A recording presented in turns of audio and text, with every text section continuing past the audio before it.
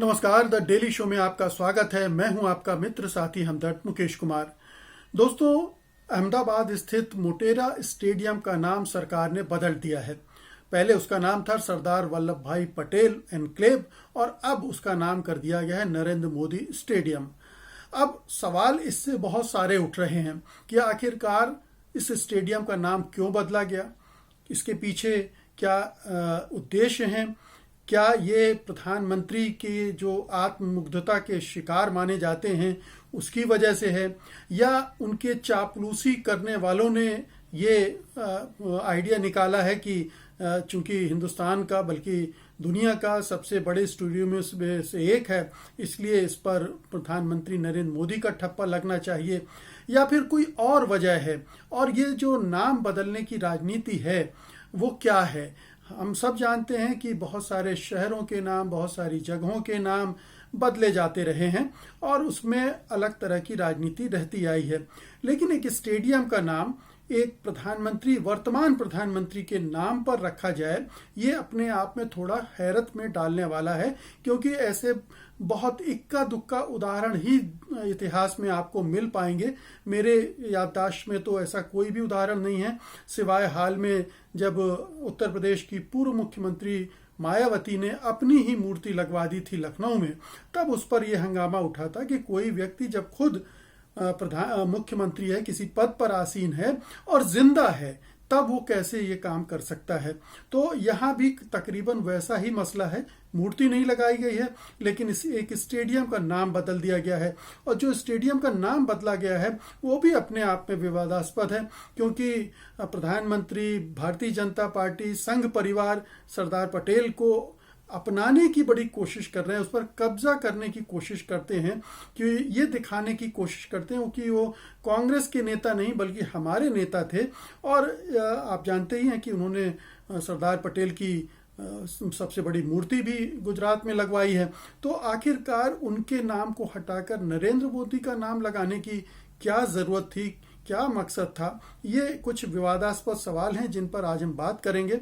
लेकिन उसके पहले एक छोटी सी गुजारिश ये है कि सत्यहिंदी.com से आप अपेक्षा रखते हैं कि वो सच्ची और पक्की खबरें दें, और जो गोदी मीडिया नहीं करता है वो ये करके दिखाए, यानी सच्ची पत्रकारिता करके दिखाए। तो ऐसे में ज़रूरी हो जाता है कि आप सत्य हिंदी के साथ आएँ, उसकी मदद करें, आर्थिक तौर पर उसके साथ सहयोग करें। और इसके लिए हमारी सदस्यता योजना का अध्ययन करके आप सदस्य बनकर ऐसा कर सकते हैं। इसलिए गुजारिश है कि तुरंत सदस्य बने, और दूसरा कि सत्यहिंदी.com का ऐप डाउनलोड कर लें, चाहे तो गूगल प्ले स्टोर से, या फिर इसके लिए भी इस वीडियो के साथ दिए गए डिस्क्रिप्शन में लिंक है, उसको क्लिक करके आप ऐसा कर सकते हैं।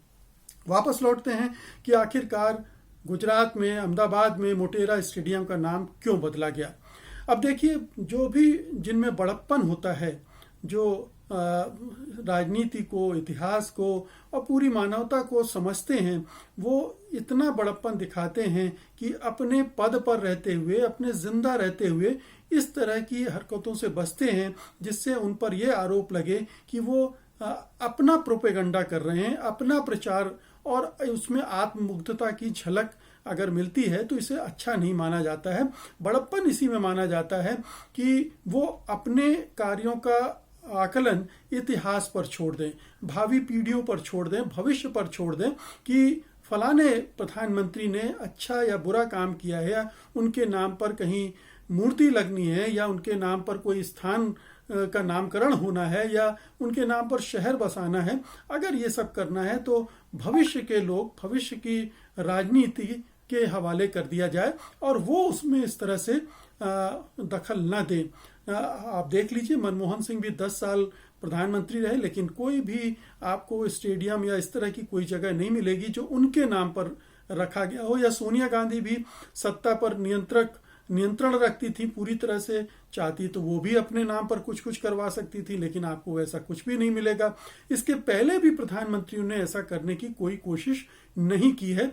बाद के प्रधानमंत्रियों ने भले ही उसी पार्टी के हों, उन्होंने उनका ख्याल रखा हो, उनके नाम पर बहुत सारी चीजें खड़ी की हों, उस पर भी उंगलियां उठती रही हैं, सवाल उठते रहे हैं, लेकिन कम से कम ये तो नहीं हुआ है कि पद में रहते हुए, सत्ता में रहते हुए किसी प्रधानमंत्री ने या किसी नेता ने अपने प्रचार के लिए या अपना नाम किसी ऐसी जगह से जोड़ने की कोशिश की हो जिस पर उंगलियां उठें, और ये हल्कापन माना जाता है, ओछापन माना जाता है।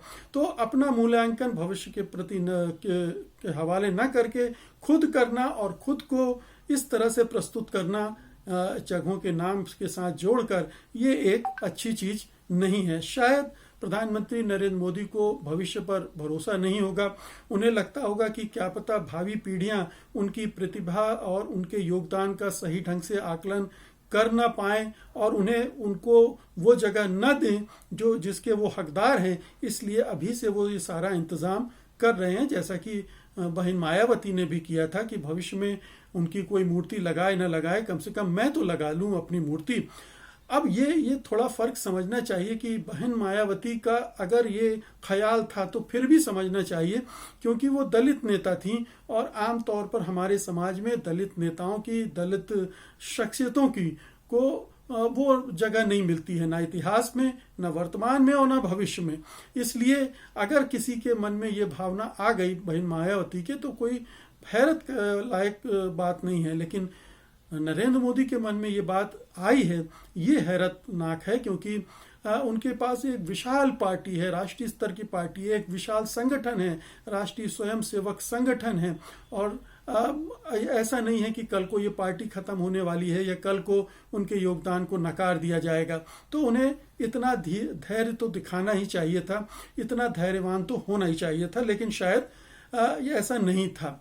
तो क्या हुआ? क्या ये आत्ममुग्धता का मामला है, या फिर हम इसे दूसरे तरीके से भी देख सकते हैं। एक तरीका तो ये हो सकता है कि जो भी निरंकुश शासक होते हैं, जो तानाशाह होते हैं, वो अंदर से डरे हुए होते हैं। उनको अंदर से ये चीज सालती रहती है कि मैं जो कर रहा हूं उसको शायद लोग अच्छी तरह से नहीं ले रहे हैं, या मैं कुछ जातियां कर रहा हूं और उनको छिपाने के लिए जरूरी है कि एक ऐसा आभा मंडल खड़ा किया जाए जिसके पीछे वो सब छिप जाएं। और इसीलिए इस तरह के हथकंडे अपनाए जाते हैं, बड़े बड़े संस्थान खड़े किए जाते हैं अपने नाम पर, या नाम बदल कर उन्हें अपने नाम से जोड़ दिया जाता है ताकि उनका नाम स्थापित हो जाए। तो इतिहास में शामिल होने की, इतिहास में अपनी जगह बनाने की एक अंदर ही अंदर उनके मन में ये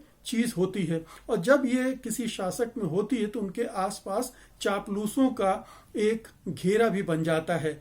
जो भी हम सब जानते हैं कि इस मंत्रिमंडल में, सरकार में केवल नरेंद्र मोदी हैं या फिर अमित शाह हैं, बाकी सब या तो चुप हैं या चापलूसी करते रहते हैं।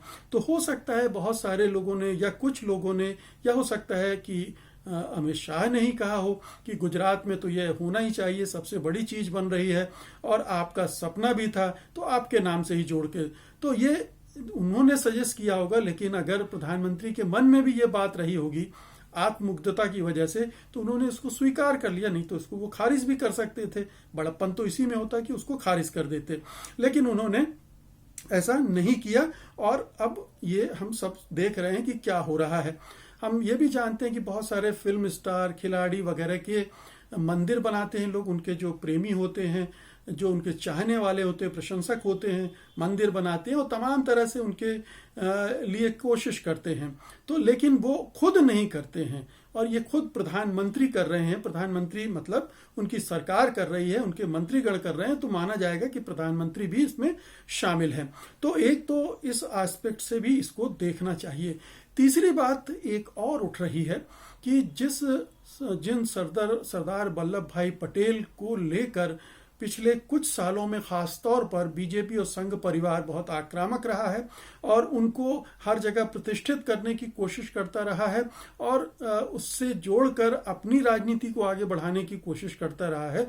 तो फिर ऐसे में क्या वजह है कि सरदार वल्लभ भाई पटेल के नाम पर रखी कोई जगह को ही बदलकर प्रधानमंत्री नरेंद्र मोदी के नाम पर कर दिया गया है। तो ये एक इसके पीछे दो तरह की चीजें देखी जा रही हैं। एक तो उन्हें लग रहा हो कि हमने एक मूर्ति बना दी है अच्छी खासी, उतना काफी है सरदार पटेल के लिए, एक जगह ये है जिसे मैं अपने नाम कर देता हूं। तो ये आत्ममुग्धता का मामला हो जाएगा और अपने आप को इतिहास में दर्ज कराने की एक जबरन कोशिश भी हो जाएगी। लेकिन एक वजह और भी देखी जा रही है और वो ये कि सरदार पटेल को बीजेपी ने, संघ परिवार ने हड़पने की कोशिश तो की है, लेकिन सरदार पटेल उनकी आइडियोलॉजी में फिट नहीं होते हैं, क्योंकि सरदार पटेल मोटे तौर पर दक्षिणपंथी होते हुए भी कांग्रेस के थे और कांग्रेस और जो महात्मा गांधी थे उनके प्रति उनकी निष्ठा अटूट थी। और जब महात्मा गांधी की हत्या नाथूराम गोडसे ने की, जो कि परोक्ष रूप से आरएसएस से जुड़ा हुआ था, उसकी विचारधारा को मानता था और पहले उससे जुड़ा हुआ भी था, और ये भी लोगों का कहना है कि वो उस समय भी जुड़े हुए थे। बहरहाल ये अलग विवाद का विषय है, लेकिन वो नाथूराम गोडसे ने जब हत्या की थी तो सरदार पटेल भी ये मानते थे कि उनकी हत्या में कहीं ना कहीं संघ परिवार का सोच और उसके द्वारा जो नफरत फैलाई गई है उसका भी योगदान था, और इसीलिए आरएसएस पर बैन भी उन्होंने लगाया था। और उन्होंने जो उनके साथ, जो नेहरू के साथ खतों किताबत हुई है या दूसरे जो प्रमाण मिलते हैं, उसमें वो आरएसएस को कहीं ना कहीं जिम्मेदार ठहराते हुए लगते हैं।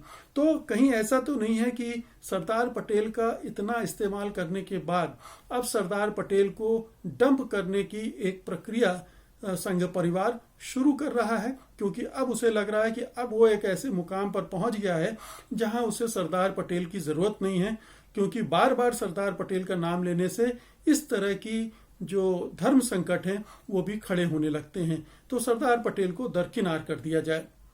अब इसमें हालांकि बहुत ज्यादा दम नहीं लग रहा है अभी, क्योंकि ये एक तर्क है, लेकिन दम नहीं लग रहा कि इतनी जल्दी वो, क्योंकि वो तो और भी ऐसे राष्ट्र नायकों को हड़पने की कोशिश में लगा है, सुभाष चंद्र बोस को, टैगोर तक को हड़पने की कोशिश में लगे हुए हैं, और भी कई नेताओं को। तो ये प्रक्रिया, इस तर्क में उतना दम दिख नहीं रहा है, लेकिन हो सकता है कि ये इस दिशा में भी कोई मंथन चल रहा हो पार्टी में।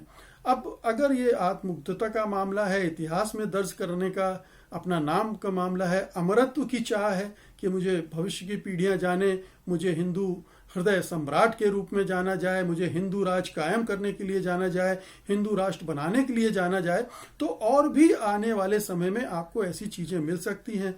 हो सकता है कि नरेंद्र मोदी की सरकार या राष्ट्रपति के जरिए नरेंद्र मोदी को भारत रत्न भी दिलवा दे।